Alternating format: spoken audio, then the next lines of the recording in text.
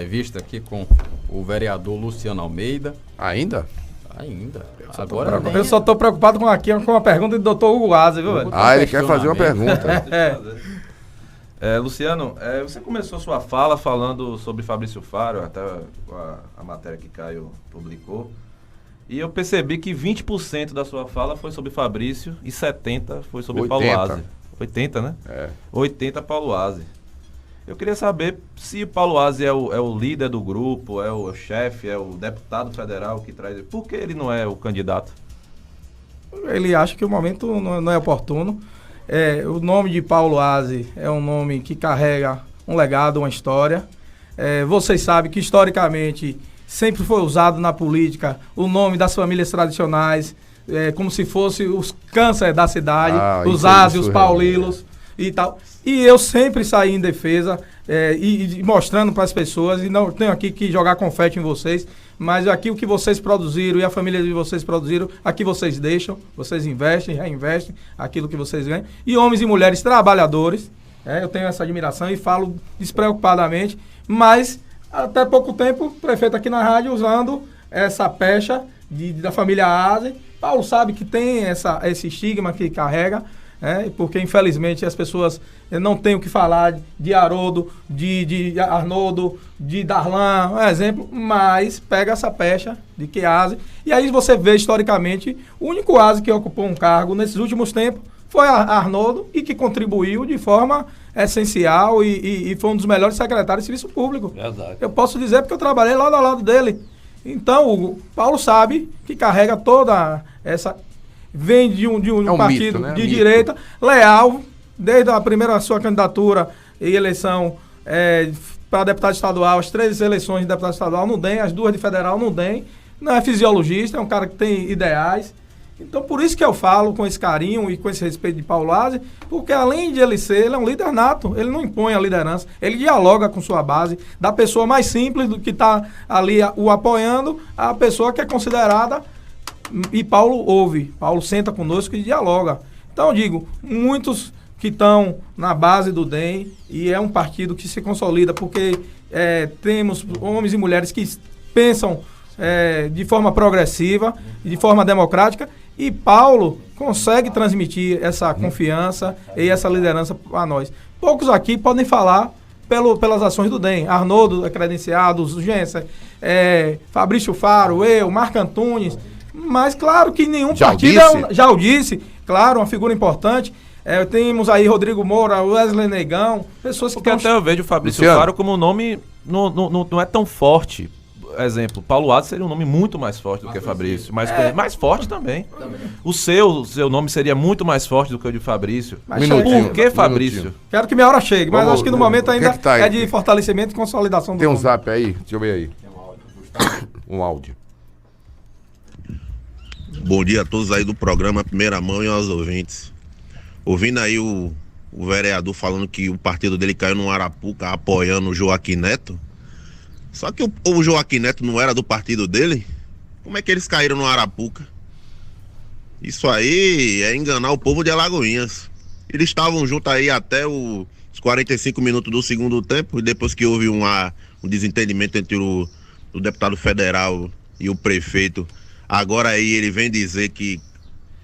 Então, se o povo de Alagoinhas que caiu no Arapuca votando em Joaquim Neto, e o senhor vereador aí foi um dos que colocou essa Arapuca para nós aqui da cidade de Alagoinhas. Um bom dia. Aí, fez a pergunta a você. A pergunta não, ele fez um comentário. Uma que não ficamos, e é o direito e o respeito, não ficamos até 45 minutos do segundo tempo. Deixamos o governo com 1 ano e 8 meses. E se nós quiséssemos estar de volta, recompondo, aí fazendo a recomposição do governo, teríamos feito isso no início do governo. É muito mais fácil você estar na base e permanecer ou sair para a oposição. Então, chegamos num momento que entregamos aquilo que nós tínhamos de participação no governo.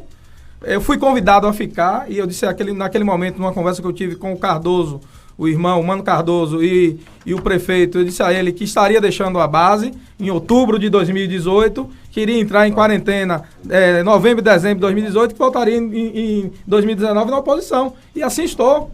Se eu quisesse estar no governo, teria permanecido. Se o grupo que tivesse se quisesse voltar, teria voltado. Mas, infelizmente, quando eu falei que caímos no Arapuca, é porque nós depositamos a confiança e entendíamos que naquele momento, quando ele pediu guarida no partido, e nós o aceitamos, que era o nome naquele momento, né?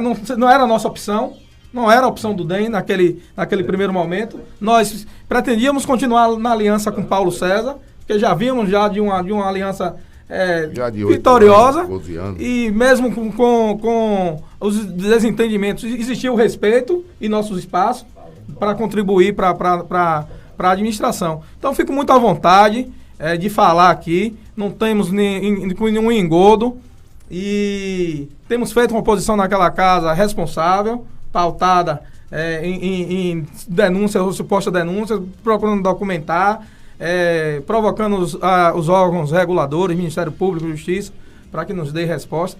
Só um minutinho. Se eu tenho que interromper, senão ele não para, né? Não, antes de você, Caio, tem comentário. Antes do comentário, eu sei que você tem um relacionamento já de muitos anos, de infância quase, né? Um bom relacionamento com a Semineto.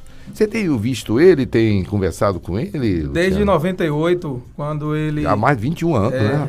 Na morte do deputado Luiz Eduardo Magalhães, então candidato a governador, ele assumiu um grupo chamado Força Jovem, junto com o filho de César Borges, hoje na época da Cláudio Tinoco, todos tiveram sucesso e hoje são deputados, são vereadores. E secretários. E eu estou com o Neto desde 98. A sua amizade continua, né? Porque não foi só política, é uma amizade tem 20 mesmo. dias num evento lá em Salvador.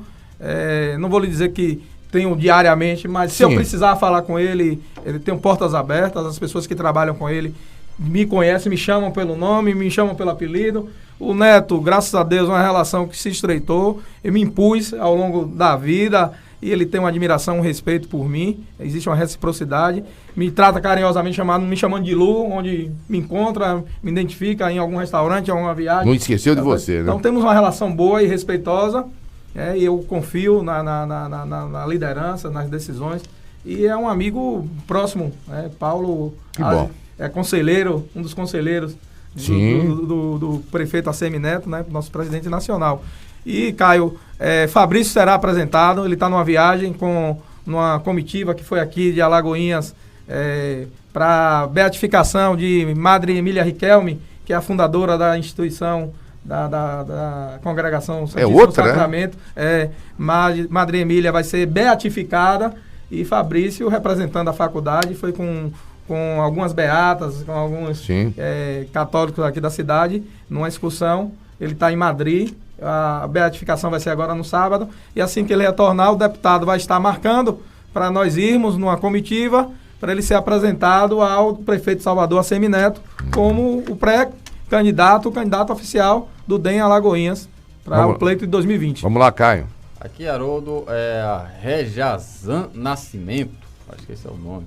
Bom dia, gostaria de fazer uma pergunta a esses eleitos a cargos públicos, de vereadores a presidente, o porquê que eles recebem tanto auxílio e recebendo salários altos, e o povo de baixa renda que move esse país paga tantos impostos para bancar esses paletolados, que deve ser paletosado, né? Paletolados, que deveriam ganhar apenas um salário mínimo pelo péssimo serviço prestado, né? E nem receber auxílio nenhum. E trabalhar para o povo, a quem que elegem eles, né? Os nossos empregados. E quem não trabalhar, certo é rua. E aí, Luciano? Sim, fico muito confortável dar a resposta. Eu sou graduado. Você sai na rua, as pessoas perguntam assim, graças a Deus eu tenho um dia a dia do Você não tem medo do povo, não, né? Eu hoje vou em qualquer canto, retorno em qualquer lugar por onde eu passei. Porque eu não fiz vãs promessas, não cheguei prometendo emprego, não cheguei prometendo que iria executar, realizar. O que eu me comprometi com as pessoas era de que queria me eleger para representá-los em alguma demanda relacionada ao seu bairro, à sua rua, ou um funcionamento de um hospital, de uma creche, de uma escola. Mas ela disse que você devia ganhar um salário mínimo. Vou chegar aí. Eu estudei, sou graduado e pós-graduado.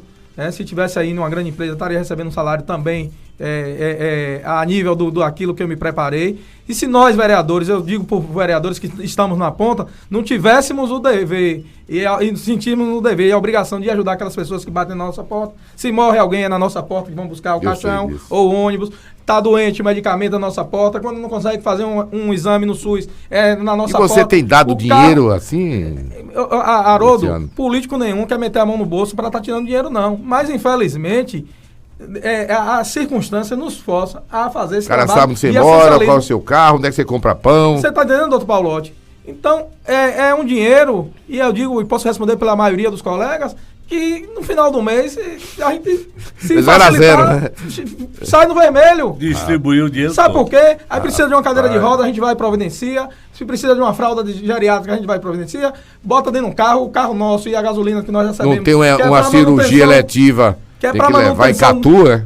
Você, quando vai fazer um acompanhamento de alguém que vai fazer uma cirurgia em Salvador, ele vai para a primeira consulta com o médico passa uma bateria de exames, isso. Aí a pessoa retorna para levar para o médico passa para o anestesista passa para a regulação, para a cirurgia. Quando a cirurgia sai, você tem que mandar o carro levar, mandar o carro buscar, depois levar para as revisões, dar o remédio. Isso dá voto, Luciano? Não, é Haroldo. Porque Arão fez muito isso lá. Como é o nome da cidade lá? Em Antas, né? Haroldo. Levou muito doente para Antas e não se elegeu. É um conjunto de ações que, infelizmente ou felizmente, nós temos que nos colocarmos para a resolução desse problema. Porque as pessoas acham que nós podemos tudo e todas as coisas.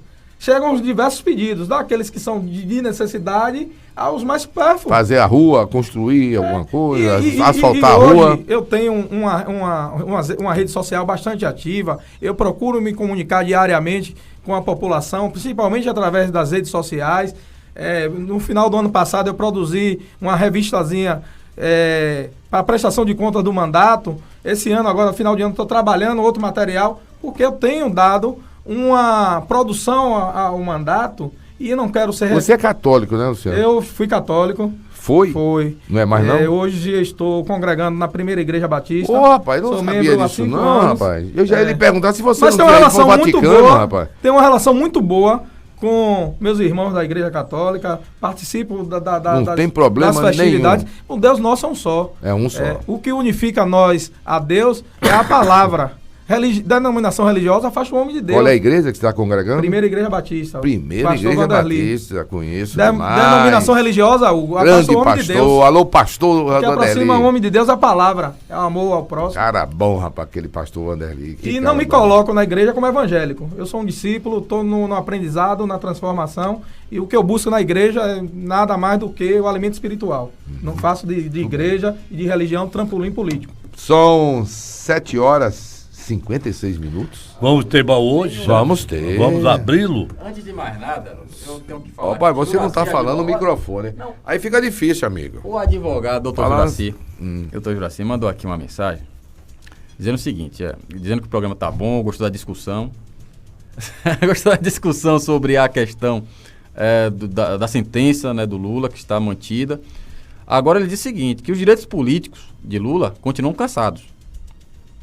Esse detalhe é importante. Ele disse que ele vai sair do cárcere. Diga ele que eu tenho minhas dúvidas. Opa! Mas que não pode concorrer a nada, a menos que a sentença seja anulada. Não houve anulação da sentença. Ele foi condenado em segunda instância. Então, Lula continua inelegível por 8 anos. Você concorda, Paulo? Não, eu não me aprofundei ainda, por isso que eu não vou dar minha opinião. Mas eu estou preocupado com isso, viu? Eu concordo com o Juraci. Ele não pode ser candidato?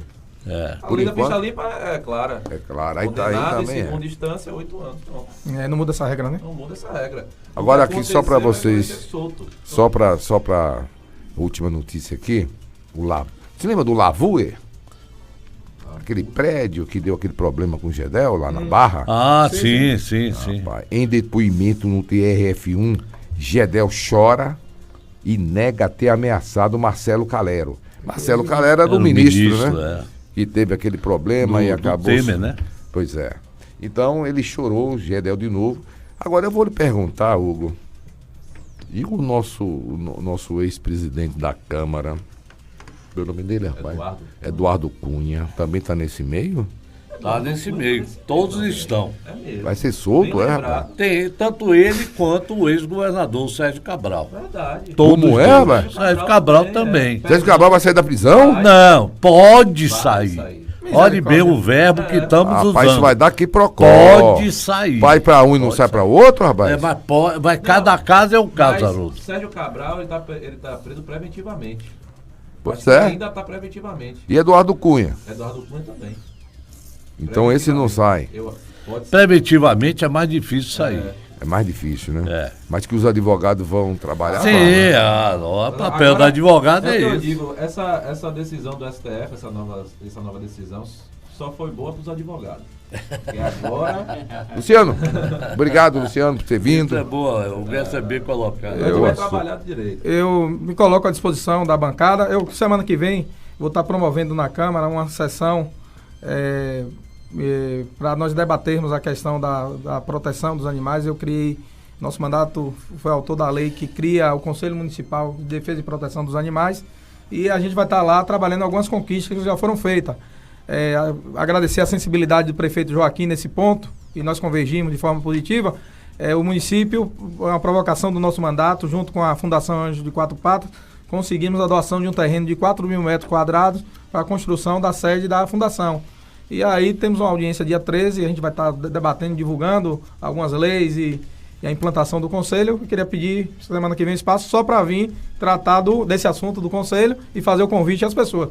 E eles fazem uma pergunta, Haroldo. Você foi secretário de Serviço Público em que gestão? Foi da época de Murilo, né? Tem o quê? Mais de 20 anos, né? Já tem. Depois disso, o único ASE que teve na administração foi Paulo ASE. E Arnoldo ASE.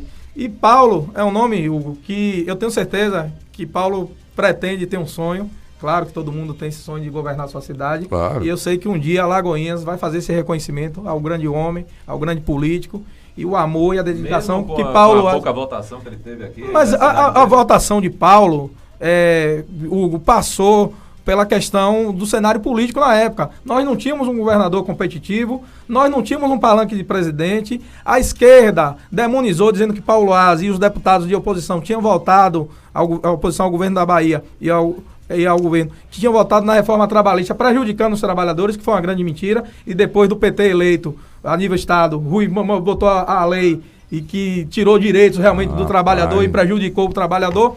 Mas Paulo vem nessa linha. E o que me orgulha e o que me faz acreditar na política é ter homens de bem, como Paulo ASE, que Luciano. tem 5 mandatos e não tem nada que pese de negativo contra a conduta dele. Agradecer a bancada, a Paulo Otti, a Caio Pimenta, prazer, ao ASE e ao menino Wesley. Wesley Vampinho. Um abraço e muito obrigado a todos vocês e os amigos que estão nos ouvindo. Um abraço, Luciano.